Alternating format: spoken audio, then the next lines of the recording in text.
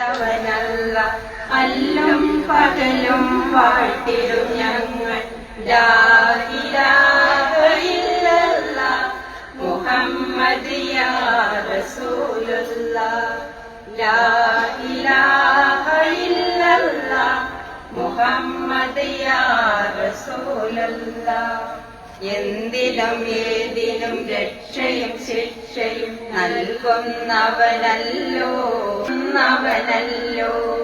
ലാ ഇലാഹ ഇല്ലല്ലാഹ് മുഹമ്മദ് യാ റസൂലുള്ളാഹ് ലാ ഇലാഹ ഇല്ലല്ലാഹ് മുഹമ്മദ് യാ റസൂലുള്ളാഹ് ഏക ഇലാഹ ലോക ഇലാഹ ഏക ഇലാഹ എന്ന പുരാനി നിൻ കൃപ ഞങ്ങളിലേക്കിടണേ സത്യമതത്തിൽ ഞങ്ങളെ എന്നും പോറ്റിടുവാൻ വിധിയേയിടണേ സത്യമതത്തിൽ ഞങ്ങളെ എന്നും പോറ്റിടുവാൻ വിധിയേയിടണേ ലാ ഇലാഹ ഇല്ലല്ലാഹ് മുഹമ്മദ് യാ റസൂലുള്ളാഹ് ലാ ഇലാഹ ഇല്ലല്ലാഹ് മുഹമ്മദ് യാ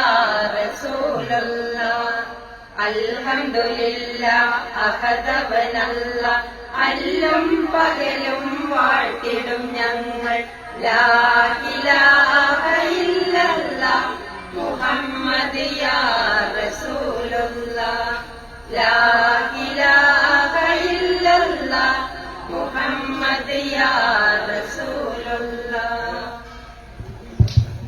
സവിനയം സ്വാഗതം ചെയ്യുന്നു. ബഹുമാനികളും ആദരണീയമായ നമ്മുടെ ലോക്സഭാംഗം ഞങ്ങളുടെ പ്രിയങ്കരനായ നേതാവ്. നമസ്കാരം, ജന്മഭൂമിയിലേക്ക് സ്വാഗതം. നമ്മുടെ മുഖ്യമന്ത്രിമാർക്കും ചില മന്ത്രിമാർക്കുമൊക്കെ യോഗ, ഹിന്ദു പ്രാർത്ഥന ഒക്കെ കേൾക്കുകയോ കാണുകയോ ചെയ്താൽ പറയണ്ട, ആകെ ബാധ കയറിയ പോലെയാണ്. ചിലപ്പോൾ പറഞ്ഞ് അതൊരു ഹിന്ദു തീവ്രവാദമാണെന്ന് വരെ പറഞ്ഞു കളയും. ശബരിമലയിൽ സ്ത്രീകളെ കയറ്റാൻ മുഖ്യനും മുഖ്യന്റെ ഓഫീസും പെട്ട പാട് കേരളം മുഴുവൻ കണ്ടതാണ്.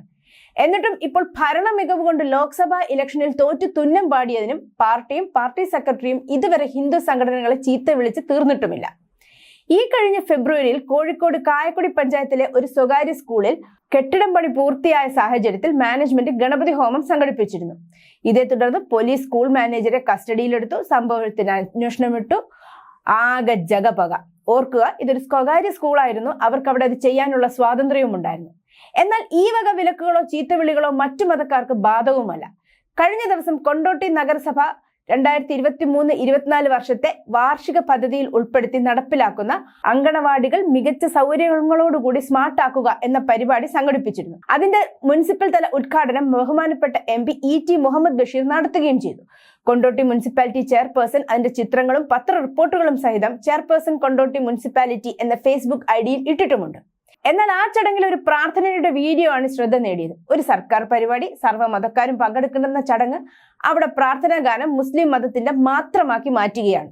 ഗണപതി ഹോമം നടത്തിയതിന് അന്വേഷണം പ്രഖ്യാപിച്ച ബഹുമാനപ്പെട്ട വിദ്യാഭ്യാസ മന്ത്രിക്കോ ഗണപതി ഹോമം നടക്കുന്നുവെന്ന രഹസ്യ വിവരം അറിഞ്ഞ് പാഞ്ഞെത്തിയ DYFIക്കാർക്കോ ഒരു MP പങ്കെടുത്ത പൊതുചടങ്ങിൽ ഇങ്ങനെ ഒരു പ്രാർത്ഥന നടത്തിയതിനെ കുറിച്ച് മിണ്ടാൻ ധൈര്യമുണ്ടോ? അല്ല, പേരിനെങ്കിലും ഒരു അന്വേഷണം പ്രഖ്യാപിക്കാൻ പറ്റുമോ ശിവൻകുട്ടി സഖാവിന്? ഇല്ല അല്ലേ? News desk, Janmabhumi.